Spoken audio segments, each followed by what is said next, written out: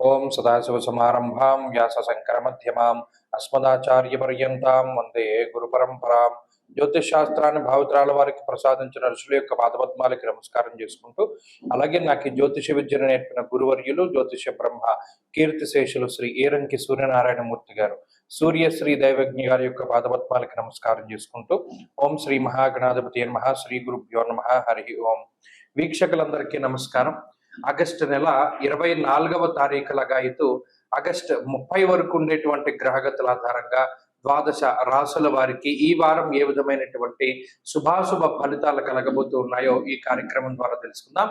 అందులో భాగంగా ఈ వారం ఉండేటువంటి గ్రహస్థితిని కనుక గమనిస్తే, ఈ వారంలో మిథున రాశి యందు గురుగ్రహం యొక్క సంచారము, అలాగే కర్కాటక రాశి యందు బుధ శుక్రుల యొక్క సంచారము, సింహరాశి యందు రవికేతువులు, కన్యారాశి యందు కుజుడు, అలాగే కుంభరాశి యందు రాహువు, మీనమందు శనేశ్వరుడు వక్రించి సంచారం చేస్తూ ఉన్నారు. చంద్రుడు ఈ వారంలో సింహం, కన్య, తుల, వృశ్చిక రాశులు యందు సంచరించబోతూ ఉన్నారు. ఇటువంటి పరిస్థితుల్లో ద్వాదశ రాశుల వారికి ఏ విధమైనటువంటి ఫలితాలు కలగబోతున్నా తెలుసుకుందాం. అందులో భాగంగా మొదటిది మేషరాశి. మీనరాశి వారికి అనుకూలించేటువంటి గ్రహాల యొక్క సంఖ్య బాగున్నది. ప్రత్యేకించి పంచమంలో ఉండేటువంటి బుధ శుక్రులు ఈ వారంలో పూర్తి స్థాయిలో చంద్రబలం, అలాగే ఈ రాశి వారికి వక్రించినటువంటి శని జన్మరాశి స్థితి, ఇవి కాకుండా షష్ఠ రవి, అంటే గత వారంతో పోల్చుకుంటే అనుకూలించేటువంటి గ్రహాల యొక్క సంఖ్య పెరిగింది. ఎప్పుడైతే ఈ గ్రహాలు అనుకూలిస్తూ ఉన్నాయో మిగతా గ్రహాల యొక్క బాధ తగ్గుతూ ఉంటుంది, అంతే కదండి. ఇప్పుడు మనకి ఏదైనా చెడు జరిగింది, ఏదైనా దెబ్బ తగిలింది, సరే దానికి సంబంధించి ఏదో మనం ఏదో మందో ఏదో రాసుకుంటూ ఉంటాం. ఈ లోపల మనకి ఏదైనా కలిసి వచ్చే విషయం తెలిసిందనుకోండి, ఈ బాధ మర్చిపోతారు. అదే మాదిరిగా ఉంటుంది ఈ మీనరాశి వారి పరిస్థితి. ఏదో ఒక ఇబ్బంది ఉంటుంది కాదన్న, కానీ ఈ గ్రహాల తాలూకు అనుకూలతల వల్ల, ప్రత్యేకించి షష్ఠే రవౌ సుసౌఖ్యాదిని ఎత్ర కార్యార్థ సాధనం, ఏదో ఒక పని అవుతూ ఉంటుంది. అమ్మయ్య పోలేరా బాబు, మనం ఇది అవ్వదనుకున్నాం, ఈ పని అయింది అనేటువంటి విధానంలో వాళ్ళ ఆలోచన ఉంటుంది. అంటే మానసిక ప్రశాంతత, పలానా కార్యాన్ని దిగ్విజయంగా పూర్తి చేయగలిగాం, చాలా కాలం పట్టిందంటే ఇది ఎప్పుడో మొదలుపెట్టో ఇప్పటికి అయింది అనేటువంటి ఒక బాధ్యత తీరినటువంటి ఒక ఉపశమనాన్ని పొంది ఉన్నటువంటి స్థితి. అలాగే పంచమంలో ఉండేటువంటి బుధ శుక్రులు కూడా అటు మన బుద్ధిని ప్రచోదనం చేస్తారు. ఓకే, ఇంతవరకు ఇలా ప్రయత్నం చేసావు కదా, ఈ పని కోసం ఇలా ప్రయత్నం చేయి, విదేశాలకు వెళ్ళడానికి కుదరట్లేదు కాబట్టి ఇలా మనం వెళదాం, లేదా ఉద్యోగం కోసం ఈ ప్రయత్నం చేద్దాం, లేదా ఇంటి కోసం ఈ ప్రయత్నం చేద్దాం అనేటువంటి విధానంలో ఎక్కువగా ఆలోచనలు కల్పిస్తూ ఉంటారు. అంటే ఏంటి, మార్పు, ఆలోచనల మార్పు, మీ యొక్క ధోరణిలో మార్పు, వీటి వల్ల ఏమవుతుందంటే కొంత మంచి జరుగుతుంది.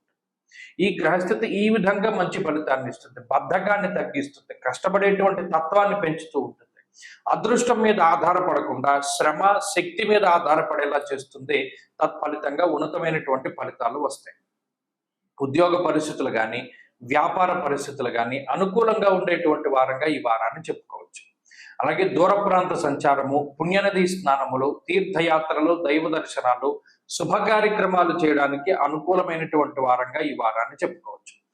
అన్ని విధాలుగా కూడా మీనరాశి వారికి ఇది ఉపశమనాన్ని కలిగించేటువంటి గ్రహస్థితిగానే చెప్పుకోవచ్చును. మరీ ముఖ్యంగా సొంత ప్రాంతాలు, లేదా సొంత బంధువులు, లేదా మనకి కడుపును పుట్టినటువంటి వారు, వీరి యొక్క దర్శనం జరుగుతుంది. అంటే పిల్లలకి బాగా దూరంగా ఉంటారు కొంతమంది, లేదా తల్లిదండ్రులకు బాగా దూరంగా ఉంటారు కొంతమంది, వారు కలవడం, బంధువులు కలవడం, ఇలా మనుషుల యొక్క సంభాషణ, మనుషుల యొక్క దర్శనాలు ఇవన్నీ కూడా జరుగుతూ ఉంటాయి. ఇలా ఈ విధంగా మీనరాశి వారికి బాగున్నది. మరింత మంచి ఫలితాలు సాధించడానికై మీనరాశి వారు ప్రతినిత్యము శివాష్టోత్తర శతనామావళి స్తోత్రాన్ని పారాయణ చేస్తూ ఉండండి. ఈ వారంలో కలిసి వచ్చేటువంటి రోజు శుక్రవారంగా చెప్పవచ్చును. అదృష్ట సంఖ్య 2, అదృష్ట వర్ణము లేత ఎరుపు రంగు. మకర రాశి వారికి ఈ వారం సాధారణమైనటువంటి గ్రహస్థితి గోచరిస్తూ ఉన్నది. ఈ రాశి వారికి శనేశ్వరుడు తృతీయ స్థానమందు వక్రించి ఉన్నారు, 2వ స్థానమందు రాహువు, 8వ స్థానమందు రవి, 9వ స్థానమందు కుజుడు. అంటే సాధారణమైనటువంటి ఫలితాలనే మనం ఈ వారం ఆశించవలసి వస్తుంది.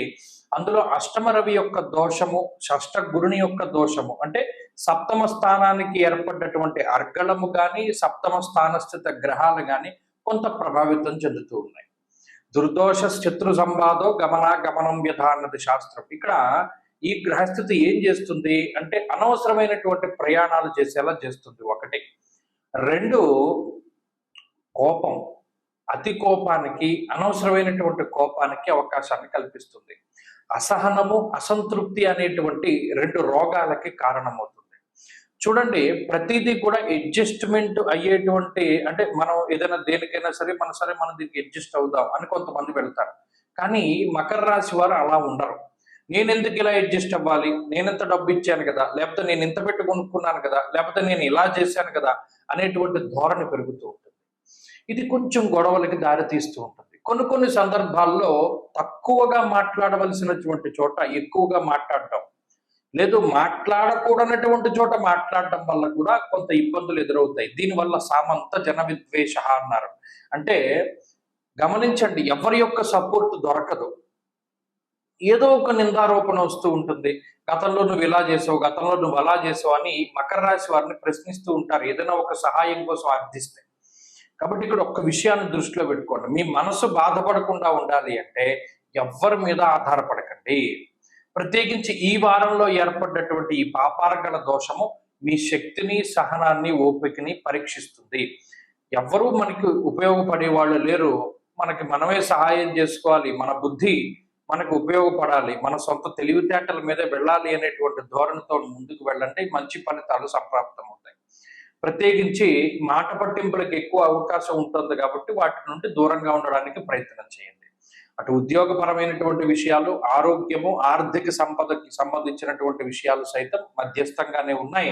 ఖర్చులు కొంత అధికంగా ఉన్నాయి. అందులో అనవసరమైనటువంటి ఖర్చులు, ఏదైనా ఒక ప్రెస్టీజ్కి పోయి డబ్బు ఖర్చు పెట్టేటువంటి పరిస్థితులు కనబడుతూ ఉన్నాయి. వాటి నుండి కొంత జాగ్రత్తగా ఉండండి. మకర రాశి వారి ఈ వారం మరింత అనుకూలమైనటువంటి ఫలితాలు సాధించడానికై, అష్టమరవి యొక్క దోషాన్ని తొలగించుకోవడానికై ఎక్కువగా సూర్యారాధన చేస్తూ ఉండండి. ఆదిత్య హృదయ స్తోత్ర పారాయణ చేయడం చెప్పదగినటువంటి సూచన. ఈ వారంలో కలిసి వచ్చేటువంటి రోజు సోమవారంగా చెప్పవచ్చును. అదృష్ట సంఖ్య 4, అదృష్ట వర్ణము తెలుగు. తదుపరి కుంభరాశి. కుంభరాశి వాళ్ళకి ఈ వారం సాధారణమైనటువంటి గ్రహస్థితి గోచరిస్తూ ఉన్నది. 6వ స్థానమందు ఉన్నటువంటి బుధుడు యోగిస్తున్నారు, 5వ స్థానమందు ఉన్నటువంటి గురుడు యోగిస్తున్నారు. ఈ వారంలో ఉండేటువంటి చంద్రుడు చాలా అనుకూలంగా ఉన్నారు. ఈ 3 గ్రహాలు ఈ రాశి వారికి అనుకూలమైనటువంటి గ్రహాలు. ఇది ఇక్కడ 7వ స్థానమందు ఉన్నటువంటి రవి గాని, అష్టమ కుజుడు గాని, ఇవి ప్రధానంగా ఇబ్బంది పెట్టే గ్రహాలు. అష్టమ కుజుడు, 7వ రవి, జన్మ రాహువు, ఏలినాటి శని.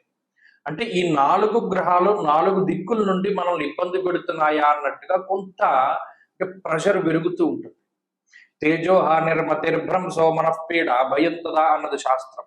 అలాగే దారిద్ర్యం, దేహపీడాంచ అన్నారు. అంటే ఇక్కడ ఖర్చు, అది ఈ గ్రహస్థితి వల్ల మెయిన్ వచ్చేది ఖర్చు.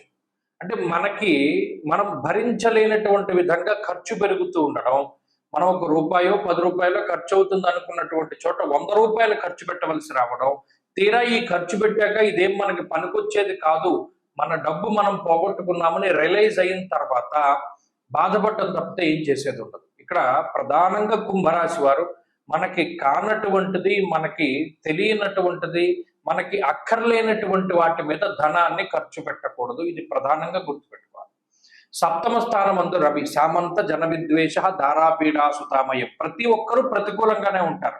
నువ్వు చేసే పని తప్పు, నీ పని వల్ల నీకు ఏ విధమైన ఉపయోగం లేదు, శ్రమ, ఖర్చు, ఎనర్జీ ఇవన్నీ కూడా ఖర్చు అయిపోతున్నాయి అని పక్క వాళ్ళు చాలా హితవు పలుకుతారు, కానీ వినరు. కుంభరాశి వారు పెడచెవిన పెడతారు, దానివల్ల ఇబ్బందులు పడతారు. కాబట్టి నిశ్చితంగా బుర్ర పెట్టి ఆలోచించండి.